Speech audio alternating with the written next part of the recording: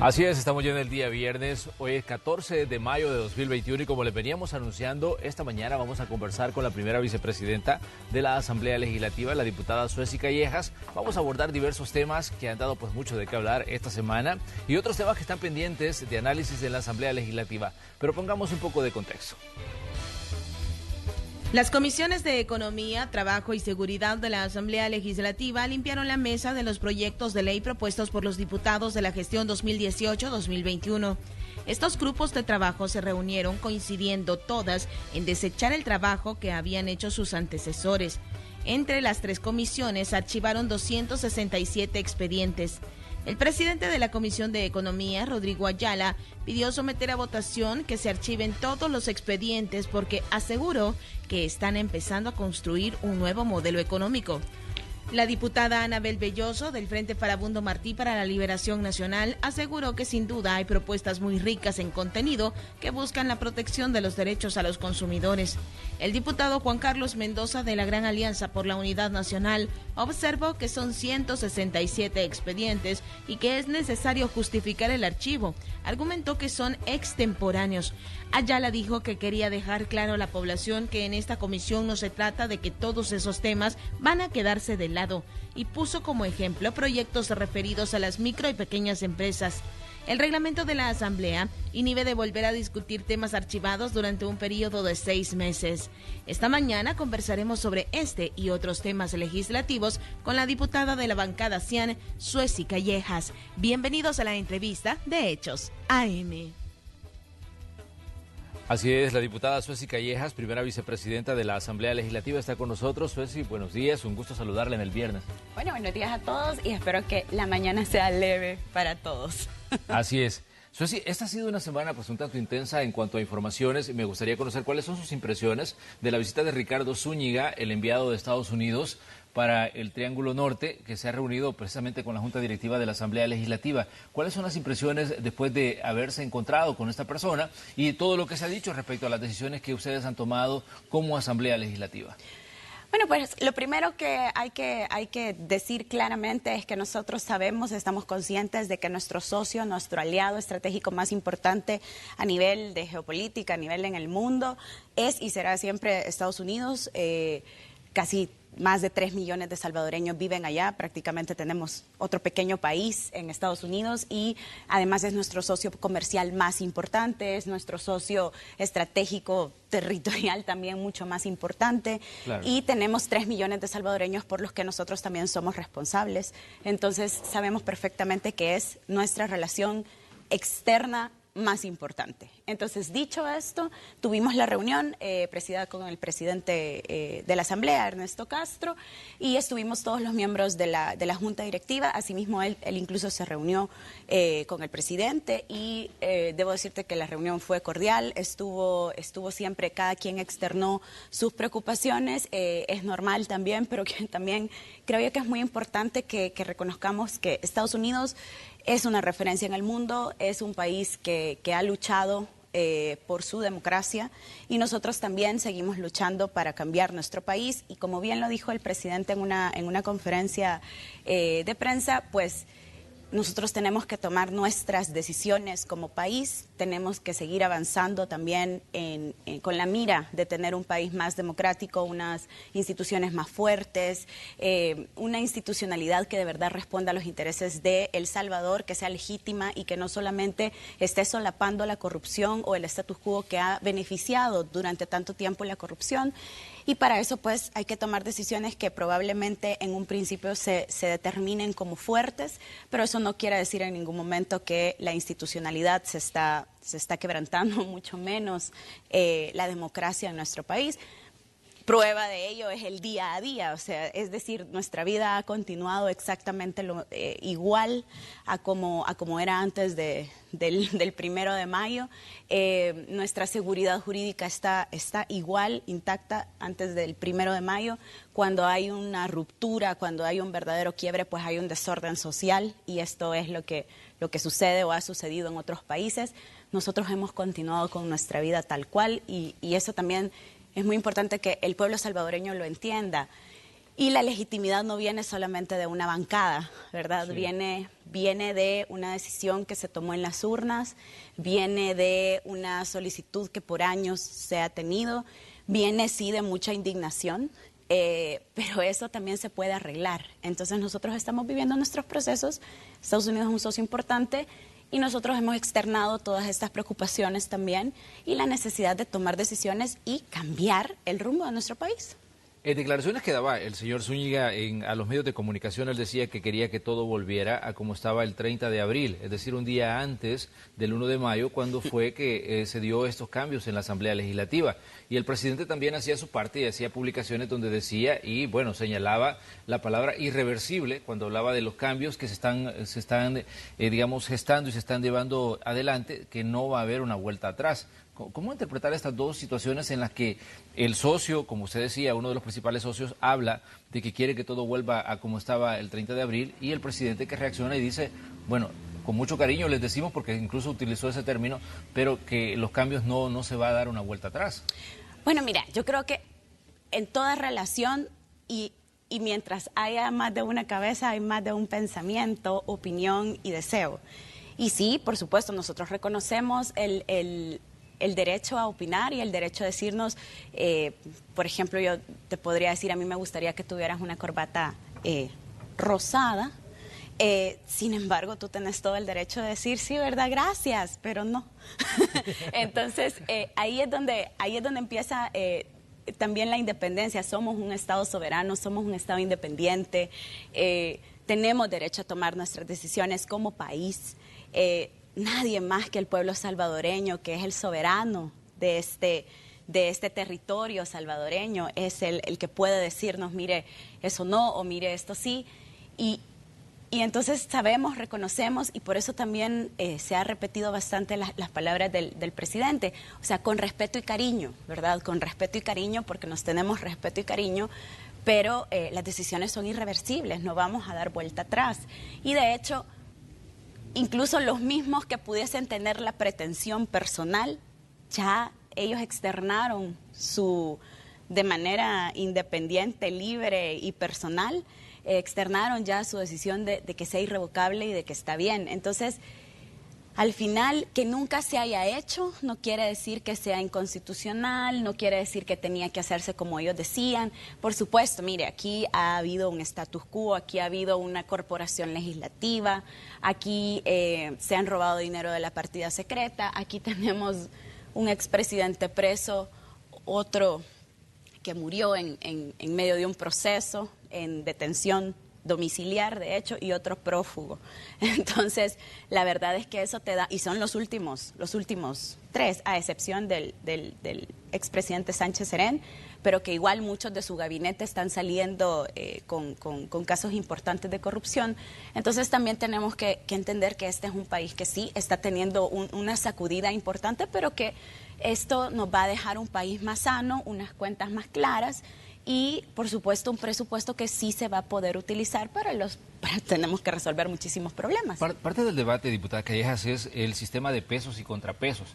Y uno de los puntos que se ha argumentado tanto a nivel interno como a nivel externo es que se elimina el sistema de pesos y contrapesos cuando la Asamblea Legislativa decide sustituir a la Sala de lo Constitucional, que era un punto de balance entre el funcionamiento de las diferentes instituciones e incluso la relación entre los diferentes órganos del Estado. ¿Cómo ven ustedes esto, considerando de que hay un debate interno respecto a personas que conocen directamente, digamos, lo que ha pasado en los últimos años y que conocen y reaccionan a lo que ocurrió a partir del 1 de mayo, pero también hay un debate a nivel externo, donde pues se dice mucho respecto a lo que está pasando en El Salvador? De nuevo, cada quien tiene derecho a tener sus opiniones. A mí me gustó mucho lo que dijo el nuncio en la cadena, porque mientras haya mentes, habrán interpretaciones, dicen, y sí, es cierto, el derecho se presta muchísimo a eso. Sin embargo, hay cosas que no se pueden interpretar. La Constitución es bastante clara. Mire, todos nosotros tenemos la obligación como funcionarios, seamos electos democráticamente, directamente por una elección popular, o seamos electos de segundo grado, cuando te elige la Asamblea Legislativa, de cumplir y hacer cumplir la Constitución. Si tú te pasás y te volás y decidís que ese, tu primer mandato, el más importante de todos, tú lo vas a desechar, lo vas a echar de lado y vas a hacer lo que vos querás y vas a seguir respondiendo a los intereses de unas cúpulas económicas que no tienen nada que ver con lo legislativo, ni con el ejecutivo, ni con el judicial, sino que tienen que ver con el dinero, con lo que mueve y con la corrupción. Entonces tú inmediatamente dejaste de cumplir tu primer mandato y ya no sos legítimo. Que nunca se haya hecho, insisto, no quiere decir que sea inconstitucional, no quiere decir que sea ilegal, ni quiere decir que sea una ruptura de los pesos y contrapesos y demás. O sea, esto no, tampoco funciona así, tampoco es que aquí se le chasquean los dedos como sí lo han hecho ellos, como sí lo ha hecho el poder económico de este país, que le chasquea los dedos.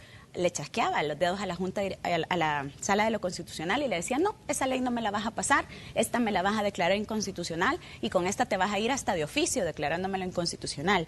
Entonces, no, pero es que mira, la ley de procedimientos constitucionales, aquí no importa la ley de nada, yo te estoy diciendo y eso es lo que vas a hacer. Así realmente ha funcionado la Asamblea Legislativa, así ha funcionado el Ejecutivo, así han funcionado los ministerios, las alcaldías, así ha funcionado la Sala de lo Constitucional y que aunque haya una sentencia por ahí de aquella sala que le llamaron los Cuatro Fantásticos, en donde dicen de que ellos son no justiciables, ¿verdad? Dejando sobre ellos solamente Dios, pues, tal vez, digo yo, eso no quiere decir que corresponda al orden constitucional, al contrario, precisamente el sistema de pesos y contrapesos es eso, no hay ningún órgano del Estado, no hay ningún poder del Estado que esté exento de una regulación, de una autovigilancia y de una covigilancia entre los otros dos órganos del Estado.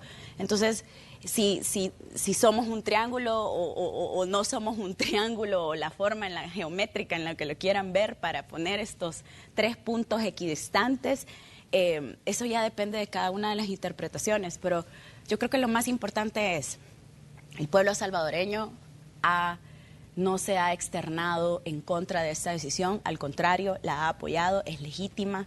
El hecho de que nos diera una bancada tan grande, que es la primera en la historia en ser así de grande. En el 1994 había tenido Arena la bancada de 39 diputados. Y era histórico, ¿verdad? 56 con una mayoría calificada es histórico, sin embargo todavía se fue con voto unánime de 64 diputados, cosa que nunca se había visto un bloque tan sólido, completamente representados. Ojo, el hecho de que hayan otras fuerzas ahí que no votaron por esta decisión no quiere decir que sea menos representativo el hecho del bloque que sí votó por esta decisión. O sea, que tú no estés tomando una decisión no quiere decir que no se te haya tomado en cuenta, no quiere decir que no participaste del debate, no quiere decir, o sea, todos pueden ver incluso el día de la plenaria y ahí todo el mundo habló.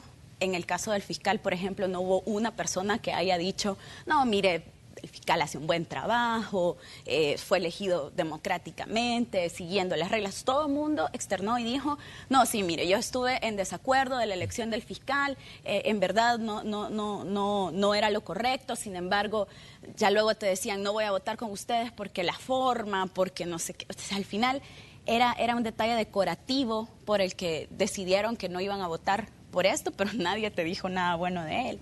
Entonces, hay algo aquí que también hay que entender. O sea, tú vas a una comisión y, por ejemplo, alguien propone algo, inmediatamente saca el teléfono celular y dice, no, mira, no pasó.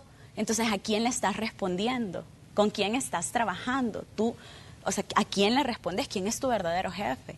Hay obviamente, sos un lobista del poder económico. ¿Eso ha estado pasando en las Claro comisiones? que sí, eso ha estado pasando en las comisiones. Entonces, por ejemplo, el hecho de, no dejaron al técnico de la comisión acá, lo van a quitar, no pasaron.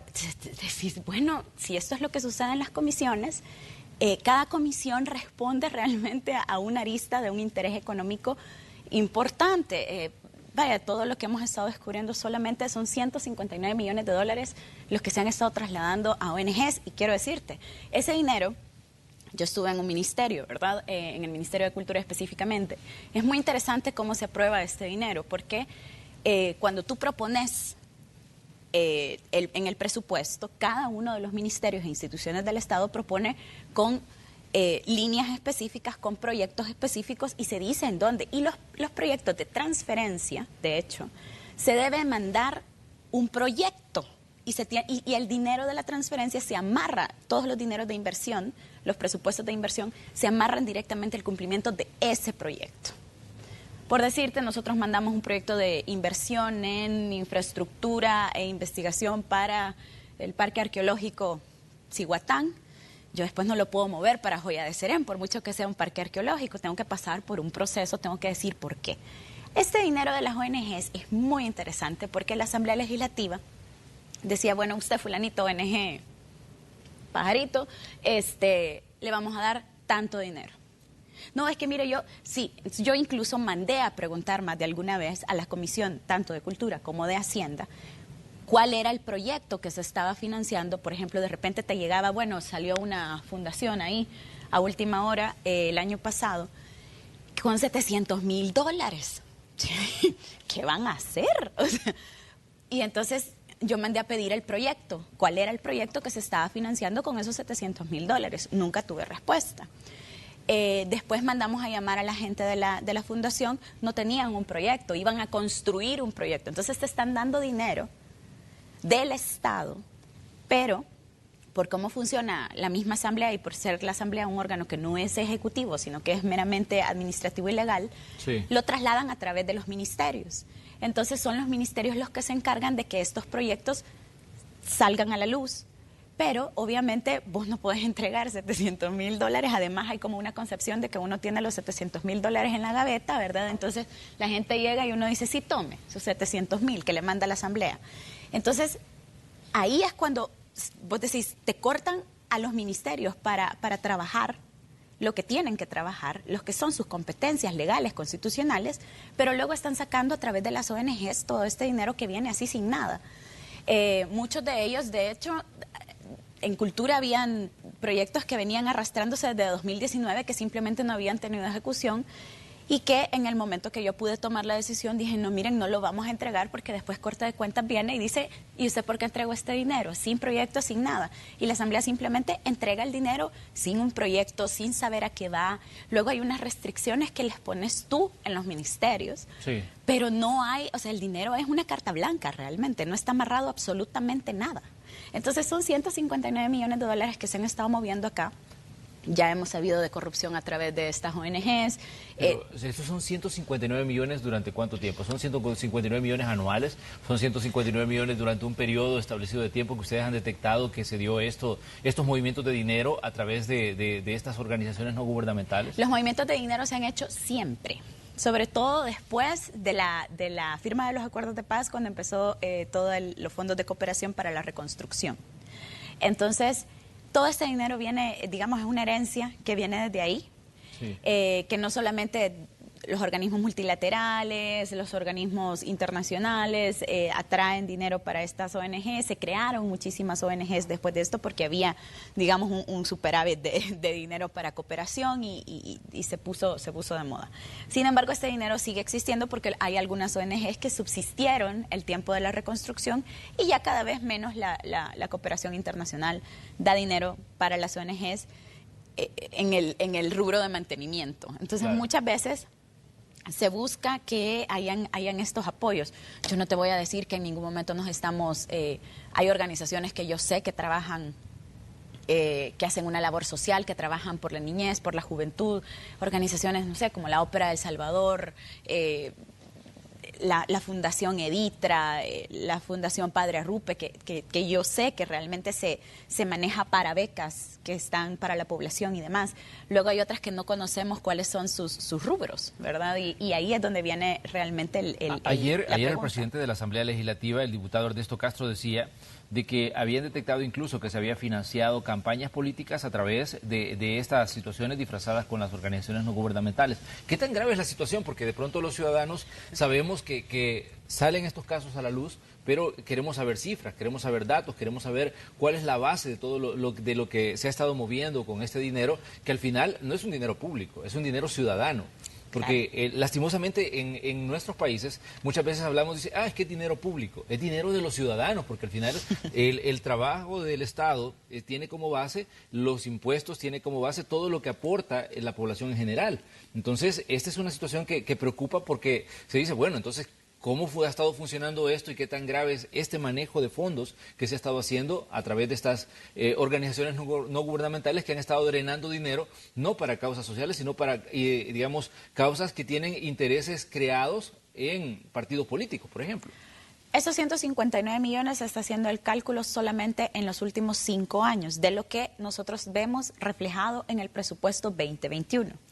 Para poder tener datos un poco más exactos, que yo dudo de verdad que los podamos tener en algún momento, pero un aproximado un poco más certero, por eso es que nosotros hemos mandado a hacer ya las auditorías. Claro. En la Asamblea Legislativa se está haciendo una auditoría financiera, una auditoría de administración, de gestión, una auditoría, por supuesto, de recursos, de personal, que es necesario hacer. Entre otras auditorías que se están viendo, obviamente son externas, porque todo esto está reflejado de tal forma en que parezca legal y aparentemente la Corte de Cuentas no tiene ninguna sospecha. Aparentemente. Ahora bien, de los 2.200 empleados de la Asamblea Legislativa, 1.100 son plazas fantasmas. Entonces, no es posible que se haya estado, que tengas 1.100 empleados y que de repente creciste un 200%. Y nadie diga, bueno, si tus obligaciones no han crecido, si tu nivel de atención a la ciudadanía no ha crecido, ¿cuál es la justificación de que crezca tanto? Básicamente las plazas fantasmas son para pagar precisamente favores proselitistas, son para pagar las campañas, son para pagar tu gente de territorio. Se hicieron 14 departamentales que precisamente también son para eso. Al final de la Asamblea Legislativa ahí vos decís, no, mira, yo te voy a hacer el favor para pasarte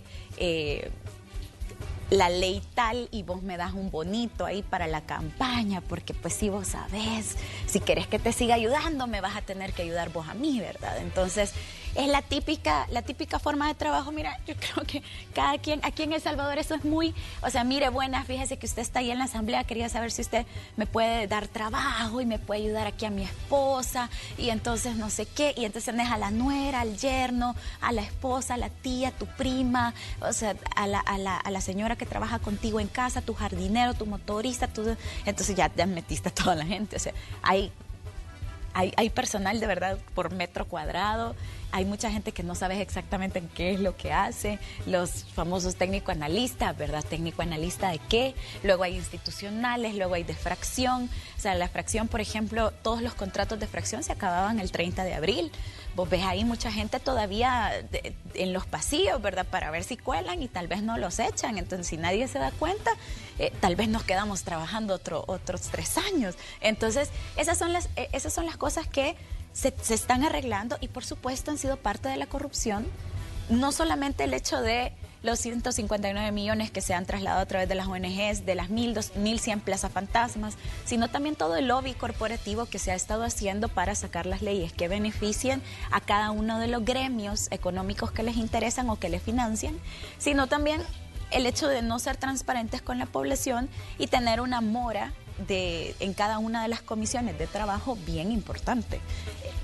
Eso sí, no vale en este caso las auditorías que dijo la Corte de Cuentas que estaba haciendo, o por lo menos lo que dijeron los diputados salientes, porque Mario Ponce, que fue presidente de la Asamblea, decía antes de irse, bueno, nosotros estamos siendo auditados, decía, por la Corte de Cuentas, el periodo que me corresponde a mí y a Norman Quijano. Entonces, pero escuchábamos a Ernesto Castro, el presidente de la Asamblea hoy, y él decía, a nosotros pues no nos interesa saber qué es lo que está haciendo la Corte de Cuentas, porque simplemente no confiamos en el trabajo de la Corte de Cuentas. No, mira, el status quo que tantos dicen que hay que defender, que hay que cuidar y que hay que proteger, es precisamente el hecho de vos me das el Tribunal Supremo Electoral, yo te doy la Corte de Cuentas, vos me das la Corte Suprema de Justicia, siempre agárrala, entonces yo te doy... no sé, otra institución ahí interesante. La Procuraduría. La Procuraduría, yo te doy la Fiscalía, más interesante, te doy la Fiscalía, no, vos agárrate la Procuraduría de Derechos Humanos, porque mira, tenemos un montón de lobby allá afuera, y entonces con estas organizaciones nosotros ganamos. O sea, al final, El status quo que tanto han defendido es precisamente la negociación. Cuando llega una bancada tan grande como Nuevas Ideas, que al final, mira, nosotros no necesitamos sentarnos a negociar, o sea, honestamente, no lo necesitamos. Sin embargo, sí nos interesa que sea legítimo, sí nos interesa convencer a más diputados de que esto es la forma correcta, sí nos interesa tener más aliados, pero eso no quiere decir de que solo porque vos no te gustó, ¿me entendés? O al final nos quisiste torcer el brazo de alguna manera y no te salió, entonces... No estamos en ese momento. El pueblo salvadoreño fue sabio en un nivel que es impresionante realmente. En el momento en el que dijo, no, miren, yo a esta bancada le voy a dar lo suficiente para que trabaje tranquila. Eso no quiere decir que no nos estamos esforzando, que no, o sea, ninguno de nosotros había sido diputado. Esto es un oficio que hay que aprender. No quiere decir tampoco que no nos vamos a equivocar en algún momento. No quiere decir que somos perfectos ni nada, pero obviamente todo el status quo que ellos han creado es precisamente el hecho de que están completamente protegidos y todo lo hacen de manera que parezca legal. O sea, yo incluso a veces digo, ¿cómo es posible que al expresidente Saca le hayan dado 5 años y que muy probablemente ya le van a condenar la pena y al contador le dieron 15 años? Entonces, al contador que le hacía todas las operaciones, él estaba siguiendo unas indicaciones. No te quiero decir con esto que el contador no tenga... por supuesto, responsabilidad, y las responsabilidades son personales, pero la persona que daba la orden, el instigador y quien se gastó la mayor cantidad de dinero fue el expresidente. ¿Me entiendes? Entonces, ¿cómo es posible que el sistema judicial decida que el contador hay que ver qué hace y el expresidente no mire como expresidente, ¿verdad? Entonces vos sabés que hay unas negociaciones ahí que son bien interesantes, deben ser bien interesantes, y por lo tanto deciden que hay una persona que va a pagar más que la otra, pero no es precisamente el que se gastó el dinero. Entonces, yo ese ejemplo se los ponía muchísimas veces a los de finanzas o a los contadores y a los responsables de UASI y demás. Yo les decía, fíjense bien que el presidente saca 5 años, el contador 15. Eso quiere decir que no hay que ser, no hay que solo ser, también hay que parecer. Por supuesto que no nos interesa que la Corte de Cuentas esté haciendo todas sus auditorías y al final a mí me entregaron un ministerio que tenía, no sé si 600, 900 observaciones de Corte de Cuentas. ¿Tú crees que en algún momento se dirimieron algún tipo de responsabilidades? No, pero yo también vi a la otra Corte de Cuentas. Yo vi a la Corte de Cuentas que llegó a Nuevo Cuscatlán a contar ladrillo por ladrillo para ver si es cierto de que habíamos usado 1000 ladrillos en la plaza central de Nuevo Cuscatlán, o a esta Corte de Cuentas que ya te había auditado. A mí ya me habían auditado el periodo en el que fui secretaria de Cultura de San Salvador, y en 2019 me volvían a auditar, y en 2020 me volvían a auditar, y ahorita en 2021 entregué otra vez la documentación.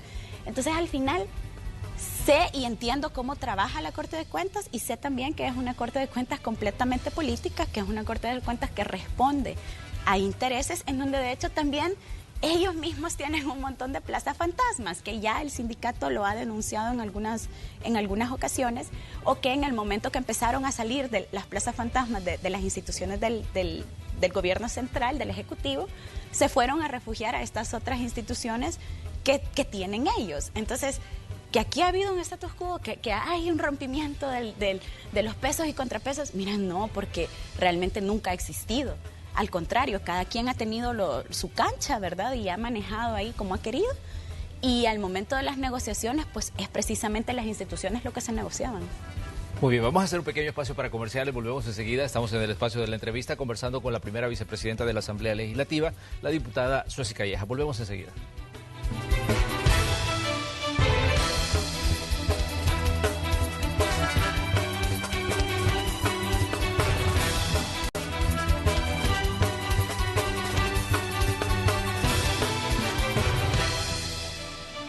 Gracias por continuar con nosotros. En este viernes 14 de mayo tenemos la oportunidad de conversar con la primera vicepresidenta de la Asamblea Legislativa, la diputada Suzy Callejas, y estamos hablando de diferentes temas que han generado discusión, que han generado reacciones en estos últimos días sobre el trabajo legislativo. La legislatura 2021-2024 comenzó el 1 de mayo y desde entonces, pues los ojos, no solo del Salvador, sino del mundo, se han fijado y se han posado sobre ese órgano de Estado. Todo lo que ahí está ocurriendo, todo lo que ahí se está diciendo, pues ha generado diversos tipos de reacciones.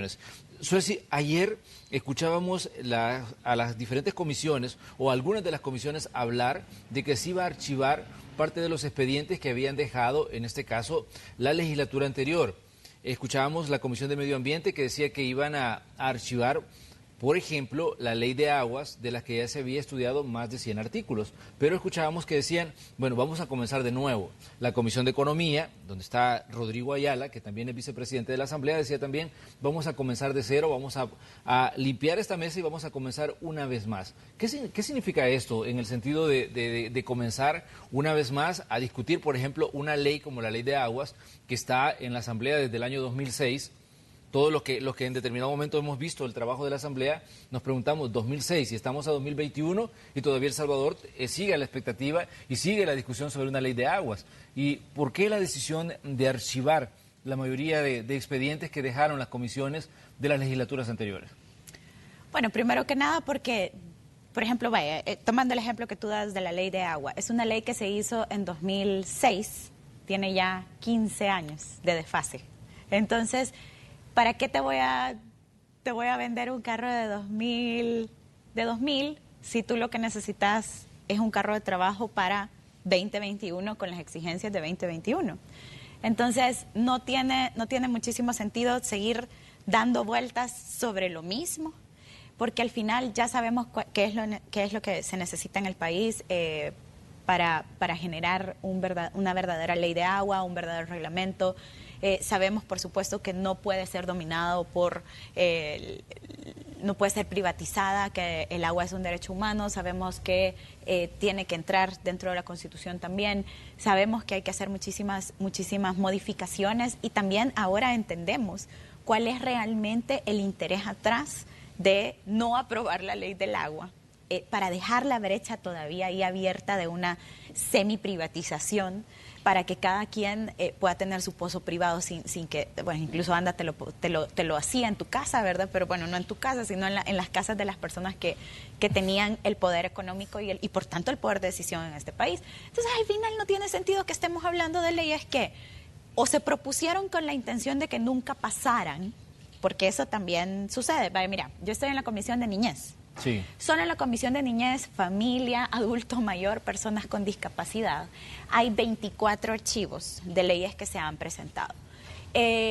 No hay ninguna aprobada, obviamente. Hay como 3 leyes que versan de más o menos lo mismo, presentadas por diferentes partidos.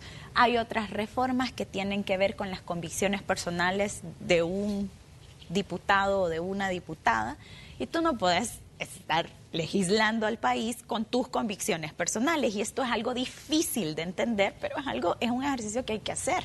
Si no, estamos realmente acabados. Entonces, de estos 24 archivos, vemos también que muchas de las reformas que se han solicitado o ya se hicieron por otro lado, o incluso ya se superó el impasse, o simplemente no puedes hacer esa reforma porque sería un parche para una operación mayor, ¿verdad? Entonces, vale la pena que lo primero que se ha hecho es estudiar todos los archivos que hay, todo lo que hay pendiente en cada una de las comisiones. Eso fue lo que se hizo en la primera comisión, en la primera vez que se instaló la comisión. Y luego, pues, se ha tomado la decisión de archivar la mayoría. Eso no quiere decir que se rompen y se van al fondo del mar. No, esto quiere decir simplemente que pasan archivos, se limpia la mesa, y obviamente cuando tú vayas a ver la ley del agua o una ley para la primera infancia, o una ley especial para personas con discapacidad, entonces tú obviamente vas a desempolvar estas propuestas, vas a ver qué era lo que te estaban proponiendo y vas a tomar la decisión con la comisión de cuál será lo mejor para El Salvador en 2021. Claro. Tenemos muchas deudas, tenemos demasiadas deudas, tenemos una mora legislativa importante, así como hay mora judicial, así como hay mora en muchos otros espacios, pero eso no quiere decir que te vas a enfocar solamente en eso para ver y te vas a volver a trabar ahí en el ciclo. Bueno, constante, en el ¿no? caso de la ley del agua hubo una cantidad importante de propuestas que se presentaron y incluso la legislatura anterior había avanzado y se trabó en el artículo 14, que es donde estaba lo del ente rector del agua, que si participaba o no participaba, por ejemplo, el sector privado. Hubo una cantidad de protestas en aquel momento, cuando se decía de que si se participaba el sector privado y tenía mayor participación que las instituciones del Estado, era una semi-privatización, y esto se convirtió en un problema muy serio que incluso la misma comisión dijo, bueno, vamos a comenzar de cero otra vez, y luego comenzaron a discutir, pero iban chineando el artículo donde se hablaba del ente rector del agua. Entonces, este es un detalle, digamos, que nos dio el panorama o una idea de lo que había venido ocurriendo con el tema agua. Pero ¿qué decirle al ciudadano que está pendiente de esto? El ciudadano que no tiene agua en su casa, el ciudadano que está, digamos, a la expectativa de las decisiones que se puedan tomar en un órgano de Estado para que se legisle y que, digamos, se creen los puntos importantes para que se le provea de un servicio básico como el agua. Bueno, lo primero es que el servicio del agua no depende solamente de una ley. Sí. ¿Verdad? Obviamente se le da más fortaleza, se le da una protección especial. Sin embargo, el agua es un derecho humano y no necesita de una ley para que sea un derecho, ¿verdad? Está reconocido también en la Constitución como un derecho, obviamente, que tú no puedes vivir sin agua como ser humano, es lógico. Entonces, todas las inversiones que se están haciendo desde ANDA para mejorar el sistema de acueductos y alcantarillados en todo el país son la respuesta que hay que dar desde el ente que tiene que hacerlo, que al final es la autónoma, es el ejecutivo. Se han aprobado unos financiamientos precisamente para poder restaurar y crear toda una mejor red de acueductos, y la institución se está fortaleciendo. Entonces también tú desde la Asamblea, tu trabajo, y esto es también difícil, pero es cierto, tu trabajo es básicamente limpiar el camino para que las instituciones encargadas de la ejecución de la obra, de la infraestructura y de llevar el servicio hasta la casa de cada uno de los salvadoreños puedan trabajar, puedan tener el presupuesto para hacer lo necesario. O sea, en el país realmente tendríamos que rehacer todo el sistema de acueductos y alcantarillados para que el agua tenga una mejor calidad, para que no hayan filtraciones desde las tuberías, para que pueda llegar con mejor potencia, para que baje y suba lo necesario para que llegue hasta cada una de las casas de cada uno de los salvadoreños y salvadoreñas. Pero para eso tendríamos que paralizar el país unos 5 años, desarmar todo. No es posible. Entonces vas pedazo por pedazo, vas haciéndolo poco a poco, vas también tratando de trabajar y de ser responsable con los casos de corrupción, como en el caso de las pavas, sí. Reparando lo que hay que reparar para dar un mejor servicio. Entonces, al final, nosotros como Asamblea, lo que hemos hecho, que de hecho lo hicimos en la plenaria pasada, es aprobar el financiamiento para que las instituciones puedan trabajar. Porque en todos los financiamientos de infraestructura, todos los financiamientos a nivel local, va también considerado el tema del agua. Nosotros sabemos que no podemos solamente decir vamos a combatir la violencia, y al final la gente no tiene agua en su casa, no tiene una vivienda digna, no puede ni salir a la calle, te están renteando en la entrada del pasaje, te persinas para llegar, te persinas para salir, te persinas para despertarte. O sea, no es posible vivir en esa intranquilidad, ¿verdad? Entonces sabemos perfectamente que los servicios son básicos y por eso mismo se llaman así. La legislatura anterior aprobó una reforma constitucional para reconocer el derecho al agua en la Constitución. Se intentó ratificar en estas últimas plenarias que ustedes han desarrollado. ¿Qué fue bueno, por lo menos yo escuchaba a Dina Argueta, que es la diputada del FMLN, que decía que no se había querido ratificar esa que había sido aprobado, en este caso, por la legislatura anterior. Había sido aprobado y solo está pendiente de ratificación, que es el proceso de reforma constitucional. No, entró una correspondencia. Entró una correspondencia en la que se solicita que se estudie el derecho humano al agua para que se integre a la Constitución. Claro. Y esa correspondencia, lo que se hace, el proceder, digamos, es que se recibe la correspondencia en el Pleno y se traslada a la Comisión de Puntos Constitucionales y Reformas. Entonces, eso fue lo que se hizo en la sesión pasada. Ahora bien, no ha entrado al conocimiento. Ojo, también cuando se tiene que ratificar, no solamente te quedas con lo que te dan, porque si no vas a ratificar cualquier payasada, pues, también se trata de que hay que conocer, y si no hay ninguna ningún cambio, ninguna reforma a lo que se ha dejado para ratificar, entonces se puede hacer en esta legislatura, claro. Si no, tiene que pasar a la siguiente legislatura, así lo manda la Constitución. Entonces, lo que está es en estudio.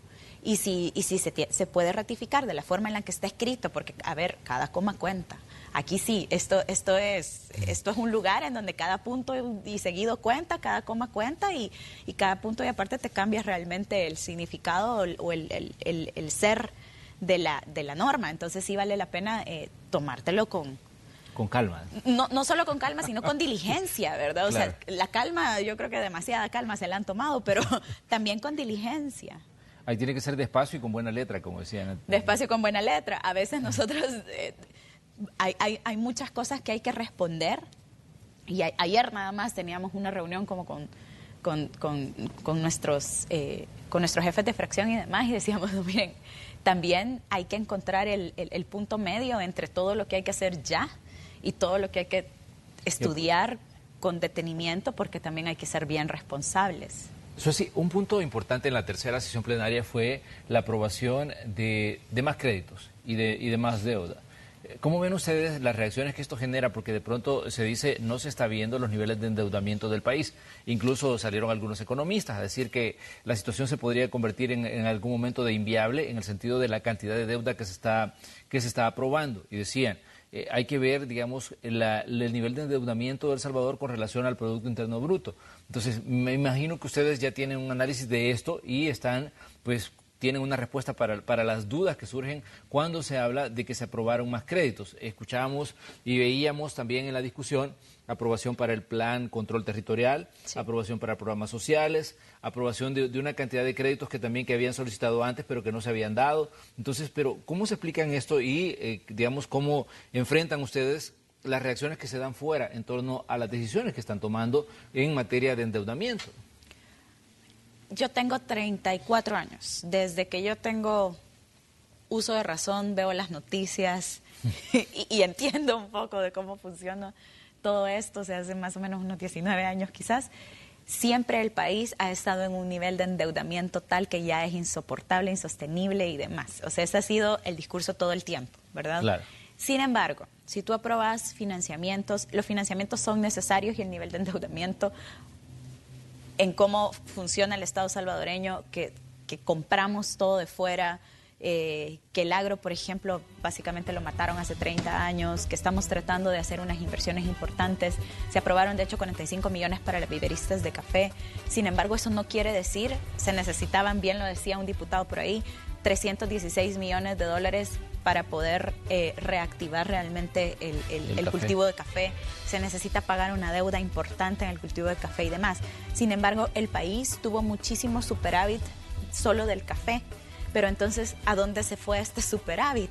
Porque si solamente se iba para los hacendados, para que pudieran tener una vida holgada e interesante, para que pudieran viajar, para que pudieran tener, acumular, ¿verdad? Capital, terrenos y demás.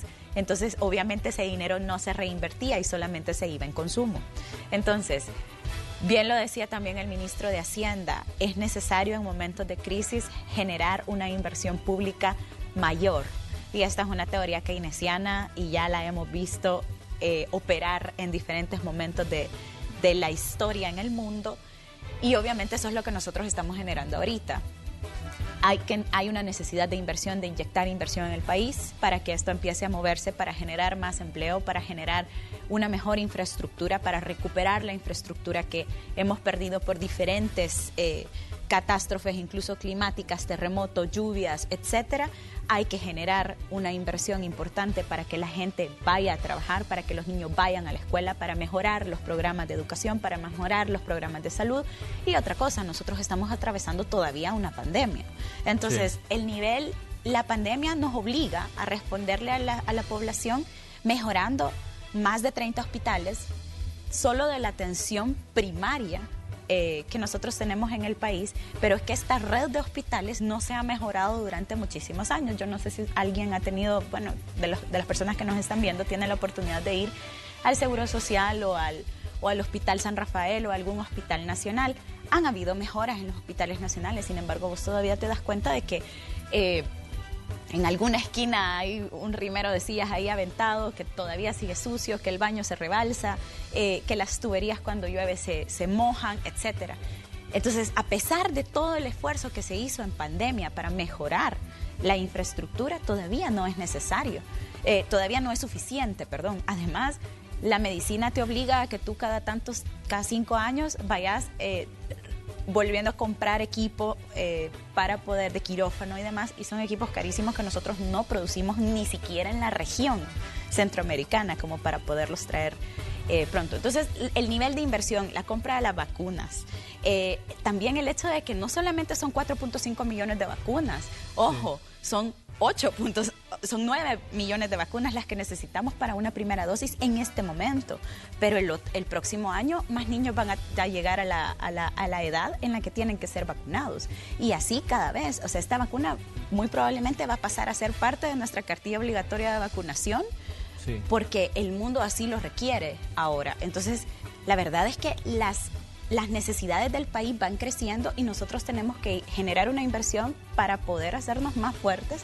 y poder hacerle frente a esto. Por supuesto que el financiamiento, cuando se va directo a corrupción, cuando es un financiamiento que te dan y vos te lo gastás en consumo personal, pues sí deja de ser legítimo. Pero si está amarrado a la inversión, a la infraestructura, a un país más habitable, a un país más seguro, a un país con un clima de inversión que sea más responsable, que tenga una seguridad jurídica, que también tenemos que ir creando con leyes, con beneficios fiscales y demás, pero no puede ser solo elusión y evasión fiscal, tiene que ser beneficios fiscales claros a ciertas industrias, a la inversión y al trabajo también de las personas salvadoreñas, y no queremos solamente este empleo de salario mínimo menos prestaciones que no te dejan ni pararte para ir al baño. No, necesitamos empleos de calidad, pero para eso también necesitamos personal capacitado con la calidad necesaria.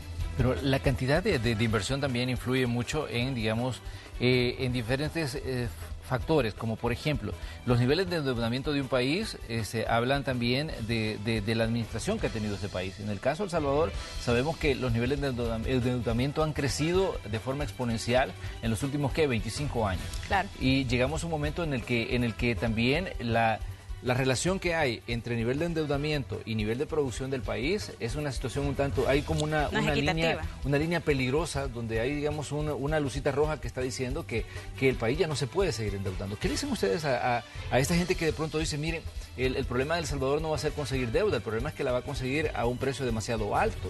Pero por eso mismo se está negociando una deuda a un precio bajo, y por eso mismo también es que se ha hecho un trabajo de negociación.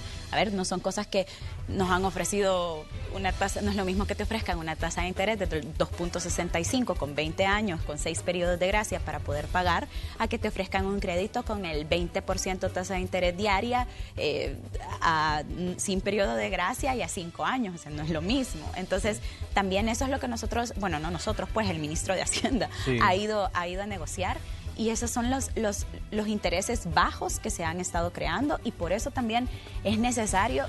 Miren, a nadie le gusta endeudarse, pero si no es así, pensando en una familia salvadoreña, pensando en mi persona, por ejemplo, si no te endeudas con un crédito hipotecario, pues probablemente no vas a tener una casa, porque no somos muy pocos, o son muy pocos en El Salvador, más bien los que pueden tener $100,000 así en la bolsa para pagar la casa al contado. Entonces, es la única forma de ir generando. Obviamente, luego tenés que ser responsable para ir pagando tus deudas de una manera mensual, que no te caiga el crédito en la mora, etcétera, etcétera. Y esto es algo así como una familia, así, obviamente con unas cifras muchísimo más grandes y con unas inversiones que representan más, pero así como las familias salvadoreñas tienen que endeudarse para poder mandar a sus hijos a la universidad, para darles una maestría, para darles, sí, etcétera, etcétera, una mejor calidad de vida de la que cada uno de nosotros tuvimos quizás, de eso va. Ahora bien, sí, son 25, 30 años de un endeudamiento no responsable, y eso también lo estamos pagando hoy por hoy.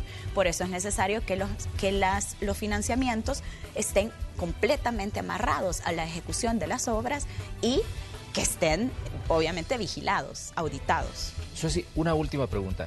Esta semana yo leí un artículo donde hablaba y alguna gente expresaba preocupación incluso por un posible incremento del IVA. Sabemos que se está negociando, digamos, un pacto con el Fondo Monetario Internacional y siempre estos organismos tienden a hablar de la posibilidad de incrementar impuestos. Esto no es nuevo, se ha discutido en los gobiernos anteriores y siempre se venía diciendo, no, eso no va a ser así, eso no va a ser así, pero sabemos que cada vez que se habla de que se está negociando con un organismo multilateral como el Fondo Monetario, que establece, digamos, condiciones para entregar, digamos, financiamiento a países como el nuestro, se habla de la posibilidad de un incremento de impuestos. Decíamos, esto se ha venido manejando como una posibilidad y hoy que se están tomando decisiones vuelve a surgir el tema. ¿Qué le dicen ustedes como legisladores al ciudadano que está ahí, que también en determinado momento dice, bueno, pero si ya la vida está complicada y se incrementan el IVA, que es un impuesto muy recesivo porque impacta directamente de todo el consumo, de todo lo que para suplir nuestras necesidades básicas? Entonces, esto genera preocupación. ¿Qué decirle a ese ciudadano que está ahí con su día a día ya complicado? Nosotros nunca hemos sido, yo al menos nunca he trabajado, yo que vengo de trabajar con el presidente Bukele, él no es una persona que apoye el aumento del IVA, por ejemplo, o el aumento de la renta para las personas trabajadoras, para el individuo, ¿verdad? Porque sabemos que eso impacta directamente en el bolsillo de los salvadoreños. Y precisamente las negociaciones son para eso, para poder decir, vaya, mire, yo quiero esto y vos valorás si te conviene o no te conviene, ¿verdad? Entonces, es precisamente para hacer una valoración. Sin embargo, nosotros sí que esta pregunta me la hicieron incluso en campaña. Nosotros siempre hemos estado comprometidos a no golpear a los salvadoreños y por eso incluso se pidió, no sé si te acuerdas de este impuesto de las telecomunicaciones. Sí. O sea, en nuestro momento también en el Ejecutivo nosotros dijimos, no, mire, el presidente mismo dijo, no, este impuesto es inconstitucional, o sea, y además te está grabando algo y al final todo este dinero lo están ocupando como que es piñata, ¿verdad? Para cada quien agarrar lo que pueda. Entonces ahí es donde ya no funciona. No creo en verdad que nosotros seamos una gestión que vaya a aprobar un incremento al IVA. Reconocemos que el IVA es un impuesto que golpea duro a los salvadoreños, sin embargo es un impuesto también que no podemos quitar de un día al otro, no sería responsable para el país tampoco, pero creo que estamos comprometidos a no golpear a los salvadoreños de esta forma, no es nuestra misión. Muy bien, Susi, le queremos agradecer que nos haya cedido parte de su tiempo en esta mañana de viernes para venir a conversar. Estamos todos a la expectativa de lo que está ocurriendo en la Asamblea Legislativa, de las decisiones que ustedes están tomando como bancada pues muy numerosa en este órgano de Estado y de los cambios que han ocurrido a partir del 28 de febrero y a partir del 1 de mayo cuando ya comienza la legislatura 2021-2024 de la que usted pues es parte. Gracias por estar aquí. No, gracias por la invitación y sobre todo gracias por mantenerse pendientes de las plenarias, por mostrarnos su apoyo también en redes sociales. Yo les deseo un bendecido viernes y por supuesto un bendecido fin de semana. Así que muchas gracias. Gracias, Susi. Vamos nosotros a una pausa comercial, ya volvemos con más de Noticiero Hechos.